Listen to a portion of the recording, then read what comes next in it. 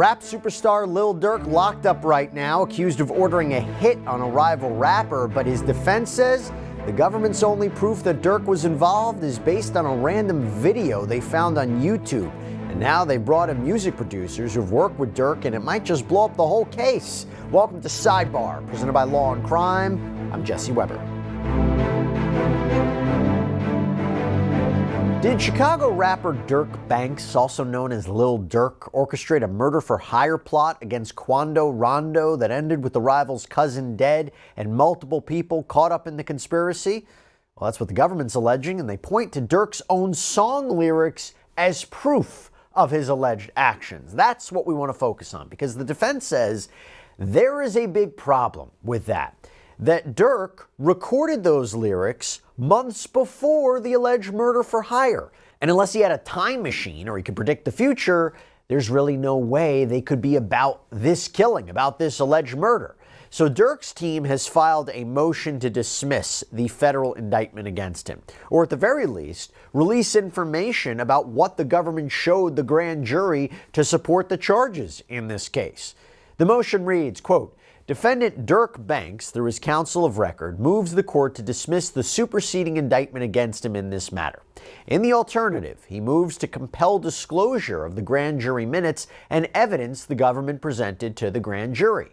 Now, before we dive into the juicy details into this filing, I do want to give you just a quick history on how we got here, in case you're not familiar with it. So, after the death of his friend King Von back in 2020, Durk reportedly put out a hit on Quando Rondo, a rival rapper in Georgia that Durk allegedly believed was the instigator behind his friend being killed. So prosecutors say in 2022, Durk found out that Rondo was going to be in Los Angeles. So he allegedly organized members of his crew, a rap collective called Only the Family, or OTF, to travel to Southern California and target Rondo. And the government claims that OTF is a criminal enterprise that has engaged in violence, including murder and assault. Investigators believe that Durk's right-hand man, Kevon Grant, was the one who secured the cars, the hotel rooms, and the guns for this assassination of Rondo. An October 2024 indictment accused multiple defendants of following Quando Rondo's black Escalade around LA on August 19, 2022. In fact, traffic camera photos show a white Infiniti following the SUV until it pulls into a gas station. And the filing also apparently includes surveillance photos of the suspects appearing to fire guns toward the gas pumps. Yeah, not a great idea. At least 18 rounds were fired at the car in broad daylight, including, apparently, a machine gun. Remember, during a busy afternoon at a gas station. This is a blatant attack. Now, Quando Rondo actually wasn't hurt in the shooting, but it turns out, in a sad turn of events, his cousin, Savia Robinson, referred to as SR in court documents, was killed. When the indictment against several people, including Kevon Grant, came down in federal court, Durk wasn't even named as a defendant yet. Rather, he was an alleged collaborator identified as co-conspirator 1. However, in a superseding indictment a few weeks later, that is when Durk was added officially as a named defendant and was charged with conspiracy and use of interstate facilities to commit murder for hire resulting in death, and use, carry, and discharge of firearms and a machine gun in furtherance of a crime of violence resulting in death. And while Durk isn't actually accused of being at the Beverly Hills gas station when this apparent shooting happened, prosecutors say he was the one who called for the hit. He was the one who ordered it. He helped facilitate travel to Los Angeles, and he paid the men who actually did the shooting. Prosecutors allege that Durk texted a co-conspirator, "Don't book no flights under no names involved with me." But since that time, Durk offered a substantial bail package to get pretrial detention. The judge denied it. He has maintained his innocence, and now his lawyers are arguing this whole case against him needs to be tossed out. And it all relates back to rap lyrics sung by Durk as a feature on a song by another artist, Babyface Ray. And the prosecution claims that Durk rapped about Savia Robinson's death, commercializing his alleged revenge. So here are the lyrics that the prosecution is talking about. Quote, "Told me they got an Addy, go, go. Got location, go, go. Green light, go, go, go, go. Look on the news and see your son, you screaming no, no. Now, prosecutors seem to claim that the no, no part comes from when Quando Rondo was apparently screaming no, no when his cousin was shot. And they reference how the song allegedly has audio of Rondo screaming that, reportedly taken from news footage. But the defense says that couldn't be farther from the truth. All right, so to talk about this, I want to bring on civil rights attorney Joe Richardson, who I'm so happy to see. I haven't seen Joe in quite some time. So, Joe, thanks so much for taking the time to come back here on Sidebar. Look at that face. Always smiling, always happy to be on. Good to see you, Jesse. I'm happy to talk to you about this because this has been a hot topic over the last couple of years. Can prosecutors take what's said in rap lyrics, in song lyrics, and use it as a kind of confession? Generally speaking, I mean, how does it work? Have we seen it a lot in trials? Has it been persuasive? We've seen it happen quite a bit. I don't know that I'd say it's been persuasive. I think the biggest example we look at is Young Thug down in Atlanta. They took a lot of his lyrics, and even though technically speaking, ultimately they got a conviction, he actually walked out on time served. Most of the people that were prosecuted didn't end up being convicted. And I don't think anybody would call that prosecution a successful prosecution. And so, you know, you've got freedom of speech issues. Does it mean that just because I'm saying something in a rap song, it typically is a rap song, does that mean that I actually did something? And this is an extra interesting twist here because Lil Durk's attorney is saying, well, this song was actually released months before the murder. So he can't say in the past tense that I did something that I hadn't done that hadn't happened several months before. So we're seeing it more and more. I don't know if I'd say it's successful, but it's interesting that they've used this to get a superseding indictment. Talking legal issues like this, how can I not bring up legal experts, our sponsor, our partner, Morgan & Morgan, America's largest injury law firm. You know why they're so large? Listen to this. Past few months, Morgan & Morgan secured a $9.3 million verdict for a car crash victim in Florida, $5.6 million verdict for another car accident victim in Atlanta, and not to mention $1.8 million in Kentucky after insurance offered them a mere $5,000 in that case. And look, even if you think your case isn't worth millions of dollars, why not start a claim and fight for what you deserve? Morgan & Morgan makes it so simple. You can start a claim from your phone in just 8 clicks. You don't even have to leave your couch. So if you're injured, you can easily start a claim at forthepeople.com/LC sidebar or click the link in the description and pinned in the comments. Do you know how they typically authenticated a trial? I mean, who do they call to the stand in order to get the lyrics in and you know, say it is what it is? Do you know? I'm just trying to imagine how this might come up at an upcoming federal trial. Well, there's a couple things, right? First of all, you know, is there actually a reasonable denial that that person can make that they actually got on and did the lyrics, right? So it's going to be somebody, I would imagine, from an authentication purpose, somebody that was in the studio, frankly, somebody that they're squeezing that they might know. And here you've got co-conspirators that have been indicted as well. So it's going to be somebody that was there, as it were, because all other things being equal, Lil Durk's not going to get on the stand and testify against himself because most times people don't. So you're going to authenticate it in kind of regular ways. Someone that would have cause to know that these were the lyrics that were made. Now, it's a separate issue entirely as to whether or not you can authenticate or confirm this is what the lyrics were about. This is what they were talking about. Here's the backdrop, and all of those other things become subject to cross-examination, et cetera. So I want to dive into this motion to dismiss and get into the meat of it. So it reads, quote, "The government presented false evidence to the grand jury that indicted Mr. Banks on November 7, 2024. The plain language of the superseding indictment makes it apparent that the government told the grand jury that Mr. Banks, through specific lyrics in his music, celebrated and profited from a revenge murder that he had ordered, namely that of SR in August of 2022. That claim is demonstrably false.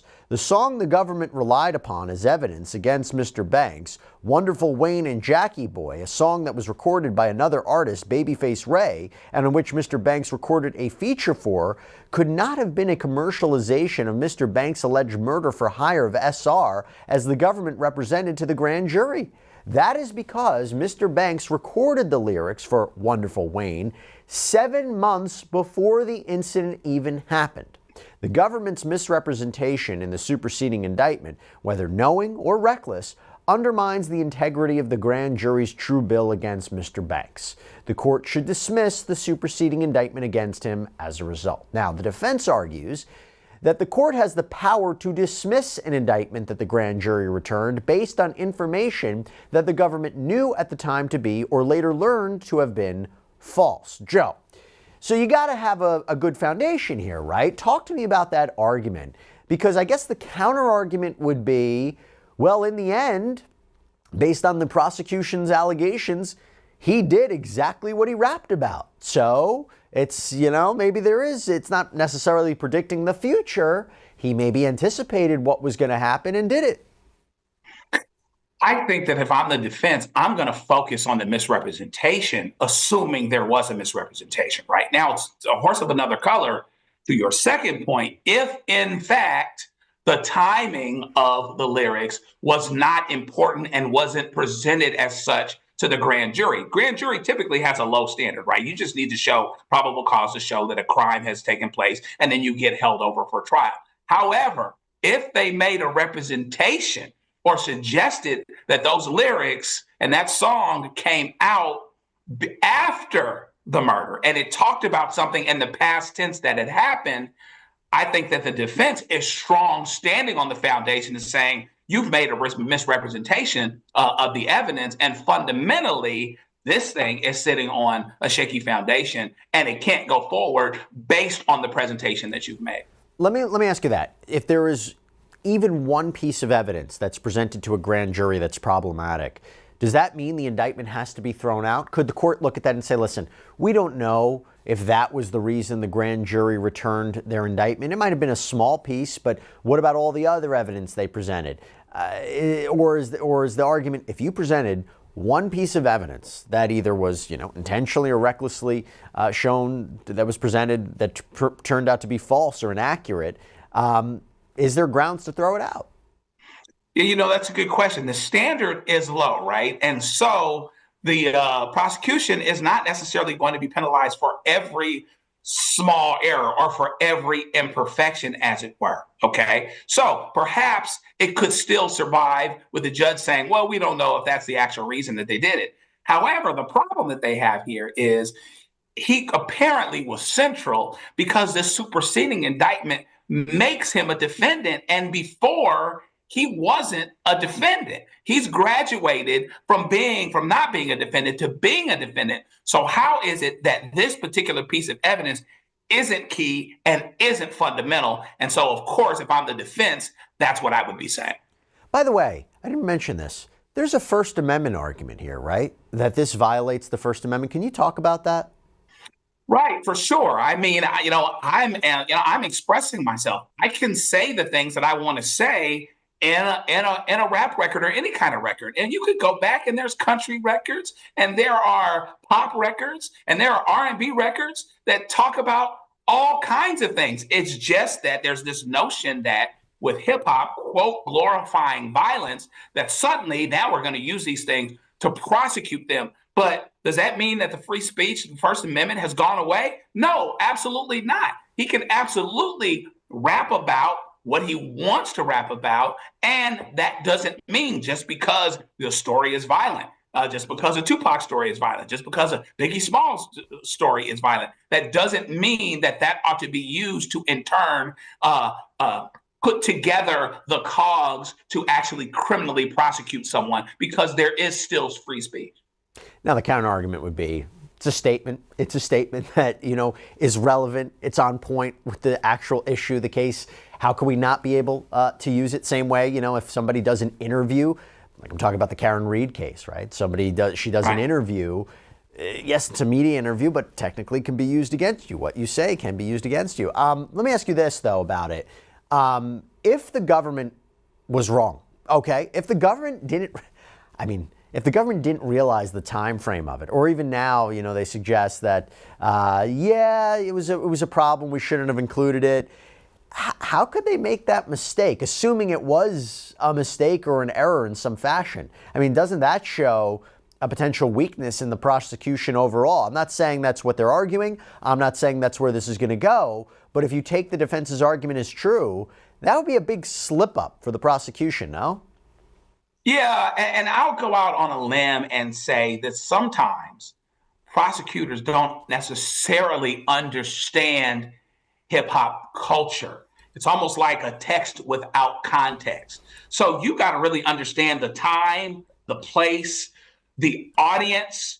Sometimes they might speak in ways that seem direct to somebody that's outside of the culture, but doesn't necessarily, but can mean several things to someone inside the culture. So it would certainly be a flub big time, right? But it wouldn't be the first time that such a thing has happened where somebody looking through the window, particularly of hip hop culture, doesn't understand what's being said other than their desired use of it, right? And so maybe that's a situation. It shouldn't be. Listen, there's got to be a prosecutor back there that's got the context, that knows what's going on in the street.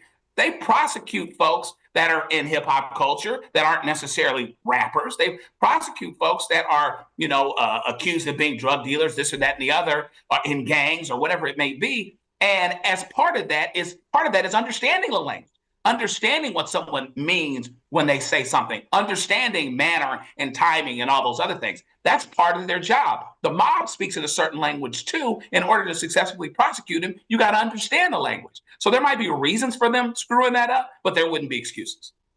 So the defense motion continues, actually. I want to get more into it. It says, quote, the indictment's assertion about Mr. Banks' lyrics, their timing and their meaning is false.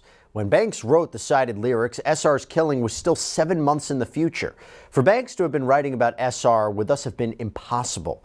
The only open question is how such patently false information came to be within the grand jury's purview to begin with. One answer is that the prosecutors who prepared and presented the government's evidence knew that the evidence was false. Another is that the prosecutor who presented the evidence did not know it to be false, but the witness who conveyed it did. And the third answer is that the evidence was obtained and presented with reckless disregard for patent falsity. As explained further below, regardless of the answer, dismissal is warranted. And that actually brings now the defense to their next argument to the judge, which is, quote, if the court is uncertain whether the false information that the government presented to the grand jury requires dismissal, the court should order the government to produce the transcripts and evidence from the grand jury proceedings. Now, Joe, we'll get into this argument a little bit more, but generally speaking, I know under the federal rules a court may authorize disclosure of grand jury matters if the defense asks pursuant to a motion to dismiss. I just wonder, how often is that request successful to get that material? Because grand jury material is secret, generally speaking, right? Right. It generally is, and you want to preserve the integrity of the grand jury, but it's almost, grand jury is kind of like this secret thing, and we go and we're not telling you what we're mixing up and what we're putting together, but we produce an indictment, right? But I would argue that this particular notion, this particular set of circumstances, would justify revealing the information from the grand jury transcript, because it's directly on point to the presentation that the prosecution made in order to get the indictment. And so it is unusual because you want to preserve the integrity of grand jury proceedings. Grand juries are carried out a certain way for a certain reason. But that being said, in a situation like this, where you could potentially have something go on that's demonstrably false, and you actually make it from not having an indictment to an indictment based on false information that may have been presented falsely, maybe knowingly, and certainly recklessly, at least, I think you need to know about it.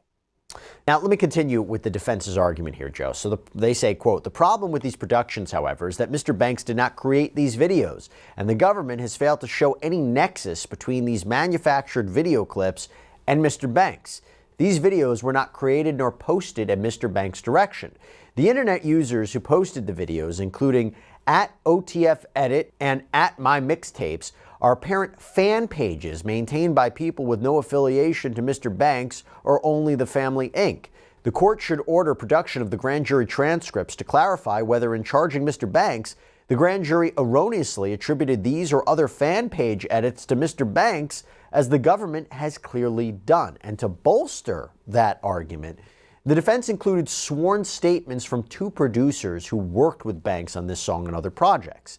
First, you have Justin Gibson, also known as Just Vibes. So he's a producer and sound engineer who says that he had been working with Lil Durk since 2021. And in his statement, he writes, on January 25th, 2022, I had a recording session with Mr. Banks where we recorded the song Wonderful Wayne and Jackie Boy, which at the time we called Too Toxic. I loaded the song up around 5:39 p.m.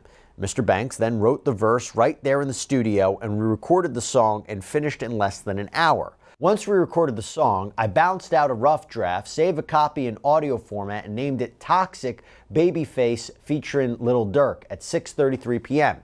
After that, we continued with the rest of the session. And now remember, the shooting at the California gas station happened months later on August 19, 2022. So the motion includes a second sworn statement, this one from a music producer and audio engineer named Ahmad Sharif. He says, I received Durk Banks' verse and lyrics for Wonderful Wayne and Jackie Boy from Justin Gibson on July 22nd, 2022, so the month before. After July 22nd, 2022, I received no other additional lyrics or modifications to the original lyrics from Durk or anyone in Durk's camp. And Sheriff then talks about the apparent edits to the song, which includes Quando Rondo screaming, no, no. I have reviewed certain YouTube links concerning the song Wonderful Wayne and Jackie Boy. As a producer and audio engineer who worked on Wonderful Wayne and Jackie Boy, I can confirm that the audio and video clips featuring audio of an individual yelling no, reportedly from a news clip, are not from the original recording. These clips appear to be fan edits, specifically for social media platforms such as TikTok, and are altered, fabricated, and inauthentic versions of the song. Joe, it's a pretty good argument from the defense. Again, if that's true, prosecution didn't figure that out? Yeah, and you don't even know whether or not what you used actually came from the artist. That's one of the big points that they're making here, is that there were things that were edited later, and that's why it's so much more important for us to understand what the presentation actually was to the grand jury, because demonstrably we could actually probably show that this is something that came from a fan's edit as opposed to what Lil Durk actually did in the studio. So yeah, so there's another reason there that this has ended up being a problem. Now, I will tell you, I mean, in today's day and age, it's hard to know what's authentic. I see a movie trailer, it looks like the real thing. It was a fan page. AI? Oh my gosh. You think this is going to be the end of the problem? Now, in the conclusion of this filing, the defense says, a prosecutor who knowingly secures an indictment based upon false information or who allows a falsely obtained indictment to persist routs the grand jury from its central protective function. That is clearly what happened here. For the foregoing reasons, the court should dismiss the superseding indictment against Mr. Banks. In the alternative, the court should compel disclosure of the relevant underlying grand jury proceedings. Joe, how's this going to shake out? You think the court is going to agree, dismiss the indictment? Could they refile it without the lyrics? Do you think the prosecution is going to fight back at it? Because I'll tell you, at last check, we checked the federal court records, and as of this recording on Tuesday morning, neither the judge nor the prosecution has responded to this motion to dismiss. So how's this going to all shake out in the end?